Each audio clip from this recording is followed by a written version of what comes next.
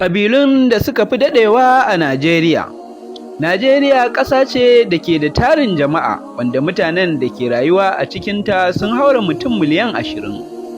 Sannan ƙasar tana ɗaya daga cikin manya kuma jibga-jibgan ƙasashen da ke cikin nashiyar Afirka baki ɗaya.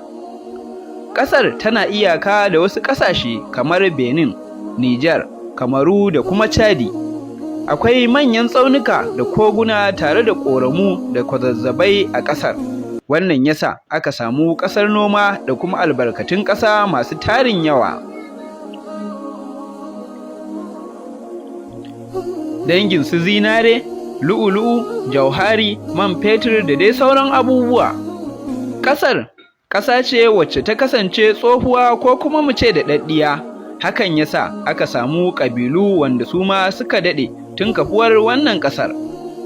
To yau cikin shirin namu za mu faɗa muku wasu daga cikin ƙabilu mafiya daɗewa tun kafuwar wannan ƙasar. Kafin mu je cikin shirin ku taimaka ku danna mana subscribe da like idan a YouTube kuke kallo, sannan ku yi following ɗin wannan page ɗin namu idan a Facebook kuke biye da mu. Wannan zai ba da dama daga zarar mun ɗora abu kuna gani a kodawanne lokaci.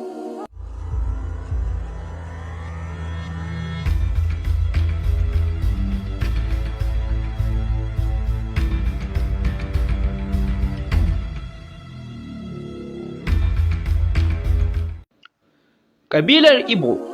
Bincike ya nuna ƙabilar Igbo ita ce ƙabila ta farko kuma ƙabila tsohuwa wacce ta wanzu tun wani ƙarni da ya shuɗe, kuma ta zamto ƙabila mafi daɗewa a Najeriya. Sai ƙabila ta biyu, ƙabilar Hausa. Ƙabilar Hausa bincike ya nuna su ne ƙabila ta biyu mafi tsufa ko kuma mafi daɗewa a Najeriya. Ƙabila ce mai daɗaɗɗen tarihi wanda ta wanzu tun ƙarni mai tsawo da ya gabata.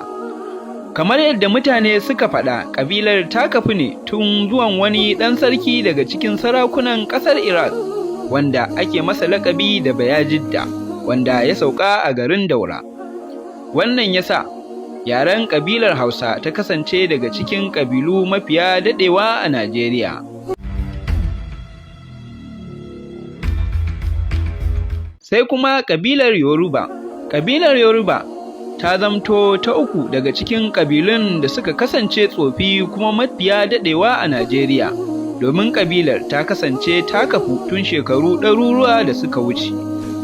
Masu bincike sun nuna cewar ƙabilar ta kafu ne daga gurin Oduduwa.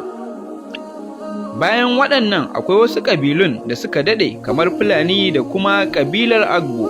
To sai dai ƙabilar Fulani ba ta kai sauran ƙabilun daɗewa ba. To jama'a, a nan za mu dakata, mu kasance tare da ku a wani sabon shirin. Idan wannan bidiyon ya yi muku, ku danna mana shiya, sannan ku danna like.